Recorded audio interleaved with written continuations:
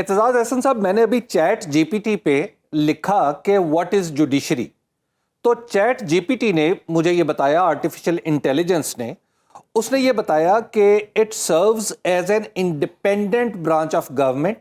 separate from the legislative and executive branches to ensure justice, protect rights and resolve disputes. اس تعریف کے مطابق یہ بتائیے کہ آج ہمارے پاس جو کچھ بچا ہے، کیا اسے جوڈیشری کہا جا سکتا ہے؟ ٹھیک ہے، اس میں کوئی شک نہیں ہے کہ ہماری جوڈیشری کی پرفارمنس جو ہے وہ بڑی مطلب ہے بڑی ایسی مایوس کن رہی ہے، اور اس میں بہت سے جسٹس منیر بھی پیدا ہوتے ہیں وقتاً فوقتاً، جو کہ ایگزیکٹو کے انتظامیہ کے، اور انتظامیہ میں جو سب سے پاورفل طاقتور ہے حصہ انتظامیہ کا، یعنی عسکری ڈپارٹمنٹ، اس کے وہ بالکل مرہون بھی رہے ہیں اور اس کے آگے جھکتے بھی رہے ہیں۔ اس نے جب چاہا اس ادارے نے تو ہمارے ججز کو سب کو نکال دیا اور یہ گھر چلے گئے، جب چاہے جس کو مرضی پر اپوائنٹ کیا۔ تو یہ اس میں بڑی انٹرفیئرنس ہوتی رہی ہے، وہ عدلیہ کا کیریکٹر نہیں بن سکا، کردار جو ہونا چاہیے عموماً۔ اور ہم تو یہ سوچتے رہے کہ ہر مرتبہ ایسے جج کو ریزسٹ کرنا چاہیے۔ اب افتخار محمد چودھری صاحب کیسے بھی چیف جسٹس رہے ہوں، انہوں نے ایک جج نے یہ دکھایا کہ وہ کھڑا ہو گیا، اس نے انکار کر دیا جب پریزیڈنٹ اور آرمی چیف نے یہ کہا کہ آپ استعفیٰ دیں۔ تو اس میں یہ بڑا ضروری ہے کہ تاریخ کیا ہے، حالات کیا ہیں، اور اس کے مطابق آپ تو کر سکتے ہیں کہ کوئی شخص، یہ بتائیے گا کہ اس ترمیم کے بعد، یہ جو 26ویں آئینی ترمیم ہے، اس کے بعد ان دا نیم آف جوڈیشری ہمارے پاس جو کچھ بچا ہے، کیا اس پہ جوڈیشری کا حکم لگایا جا سکتا ہے؟ یعنی کیا اس لفظ کی تعبیر و تفسیر میں موجودہ محکمہ جو بچا ہے، کیا اسے عدلیہ ہی کہا جائے گا؟ اگر آپ دیکھیں تو کیا پارلیمنٹ کو پارلیمنٹ کہا جا سکتا ہے، جس کے سارے پنجاب کے کم از کم ممبر، میں پارلیمنٹیرین بھی رہا ہوں اور وکیل بھی ہوں، میری دونوں اداروں کے ساتھ بڑا قریبی رشتہ ہے، پر میں تو سمجھتا ہوں کہ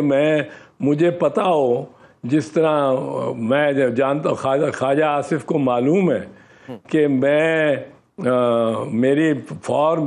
45 جو ہے اس کو کتنا مجروح کیا گیا ہے اس کو جتانے کے لیے، یا 2018 میں جب اس نے فون کیا تھا سیدھا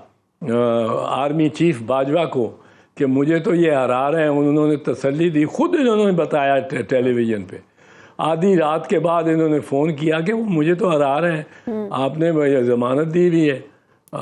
تو باجوہ صاحب نے کہا نہیں آپ جیتو گے، اور پھر میرے رزلٹ میرے فیور میں آنے شروع ہو گئے۔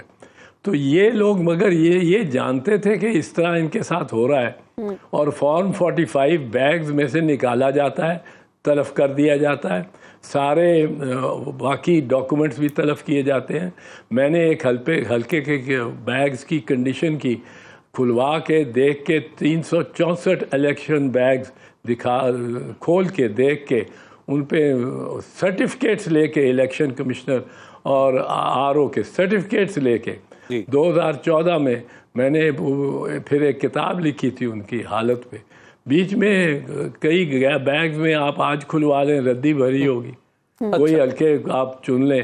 تو ایسا بھی ہوگا۔ اور پنجاب میں تو دستور یہ، وہ پنجاب میں آپ کو یاد ہوگا، وہ یا بزرگوں کو ذرا یاد ہوگا، اتنی بزرگی کی ضرورت نہیں، 2013 میں جب الیکشن ہوئے تو اس کے بعد جب ووٹر گھر جا چکے تھے تو اس وقت میاں صاحب نے آ کے ڈکلیئر کیا اپنی وکٹری سپیچ دی، اور اس میں آپ نے کہا اب مجھے 2/3 تو مل چکی ہے، 2/3 کے ریزلٹس تقریباً آ چکے تھے، نہیں سمپل میجورٹی تو مل چکی ہے، وہ تو میرے پاس ہے، میں وزیر اعظم ہو گیا ہوں، میں ڈکلیئر کرتا ہوں، پر میں بتانا چاہتا ہوں کہ مجھے 2/3 مجھے سمپل میجورٹی منظور نہیں ہے، مجھے 2/3 اکثریت دیں. اب کون دے گا؟ ووٹر تو ووٹ ڈال کے چلا گیا تھا. اب وہ دے گا جس کی دسترس جس کی دسترس میں بیگ اس کے بعد بھی آتے ہیں اور وہ باقی مٹیریل کو ختم کر کے ایک فارم 47 آپ کے ہاتھ میں پکڑاتے ہیں، آپ اس کی بنیاد پہ حلف لے لیتے ہیں. یہ بتائیے گا اعتزاز صاحب، پچھلی بار جب عدلیہ پہ ایک اٹیک ہوا تھا افتخار محمد چودھری کی معزولی کی صورت میں، تو اس وقت عدلیہ کے اندر سے بھی ریزسٹنس آئی تھی اور وکلاء نے بھی ریزسٹ کیا تھا. اس وقت عملی طور پر عدلیہ ایک عضو معطل کے طور پر بنا دی گئی ہے 26ویں ترمیم کے بعد، تو اب بھی کیا سمجھا جائے کہ کہیں کو ریزسٹنس کی صورت، کہیں کو مزاحمت کی شکل پیدا ہوگی؟ دیکھیں، ایک چیز میں جانتا ہوں، مجھے یہ نہیں پتا کہ عدلیہ کو تو میں بے وقار ہوتے دیکھ رہا ہوں خود اپنے ہاتھوں سے، اپنے عمل سے، کافی عرصے سے، اور بڑی تکلیف ہوتی رہی ہے کیونکہ 55 سال تو میرے اس شعبے میں گزرے ہیں، وکالت اور قانون کے شعبے میں، اور میں یہ سمجھتا ہوں کہ اس میں بتدریج عدلیہ زوال کی طرف ہی گئی ہے. کوئی چند لوگ بیچ میں شائننگ کبھی کبھی آ جاتا ہے، ایک آدھا وہ جو منکا کہہ لیں یا گیٹا کہہ لیں جو بڑا شائن کرتا ہے، پر اس کو بھی کسی نہ کسی طرح دبائی لیا جاتا ہے. آج کل پاکستان کی عدلیہ میں آج بھی کچھ ایسے جج ہیں جن کے حق میں انتظامیہ اور عسکری ادارے چل رہے ہیں، کچھ ایسے ہیں جج جن کے وہ بڑا نقصان پہنچانے کی کوشش کر رہے ہیں. وہ 6 ججز کا فیصلے کا معاملہ وہ کدھر گیا؟ وہ ختم ہو گیا. لیکن باقی یہ چیف جسٹس کے معاملے پہ پارلیمنٹ بڑی مستعد ہے. چیف جسٹس اور عدلیہ کو یہ پارلیمنٹ نیست و نابود کر چکی ہے، یا اس کو سر کر چکی ہے، اس کو فتح کر چکی ہے. پر زیادہ بے توقیری پارلیمنٹ کی کن نے کی ہے؟ ان نے جو کہ ساتھ والی بلڈنگ میں ہیں، کہ جو کہ دوسرے شہر سے شہر سے آئے ہیں، اعتزاز صاحب، جڑواں شہر سے. جو صورت ہم نے آج عدلیہ کی بنا دی، حبیب صاحب تو اسے ایک محکمہ کہہ رہے ہیں، اب عدلیہ بھی نہیں کہہ رہے. اس صورتحال میں کیا یہ آئینی ترمیم سٹرائک ڈاؤن ہو سکتی ہے؟ کیا ایسی کوئی صورت ہو سکتی ہے؟ نہیں، ہونی تو نہیں چاہیے، ہونی نہیں چاہیے، پر یہ ایک مرغی اور انڈے کے والا معاملہ ہے. آپ کو بتا دوں، یہ بحث انڈیا میں بھی ہوتی رہتی ہے، امریکہ میں بھی، برطانیہ میں بھی. پہلے کون آیا؟ پہلے انڈا آیا جس میں سے مرغی نکلی، یا پہلے مرغی آئی جس نے انڈا دیا پہلے؟ یہ بحث بڑی پرانی چل رہی ہے کہ پارلیمنٹ کہتی ہے کہ میں سپریم ہوں کیونکہ میں قانون بناتے ہوں. عدلیہ کہتی ہے کہ میں آپ سے بڑھتا رہوں کیونکہ آپ جو بھی لکھ لیں اس کے معنی کیا ہونے ہیں، اس کی تشریح کیا ہونی ہے، وہ میں نے کرنی ہے. اور اب یہ بحث تو چلتی رہتی ہے، پر چند ملکوں میں یہ ہوتا ہے، جس طرح ملیشیا میں ہوا 2006 میں، 2007 میں، جس طرح سری لنکا میں ہوا ایک راجہ پکشے کے عہد میں کوئی 10-12 سال پہلے، کہ انڈیا میں ہونے جا رہا تھا، پر بھارتی ذرا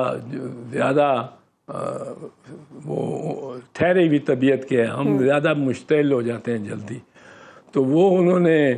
روک لیا. ورنہ 3 ججوں نے پریس کانفرنس کی تھی اپنے چیف جسٹس کے خلاف، بالکل، اور اس کے طریقے انداز کے خلاف. اور اس طرح ہمارے ہاں بھی ایسے چیف جسٹسز رہے ہیں جن کو ریسٹرین کرنا بڑا ضروری تھا، اور جن میں 1900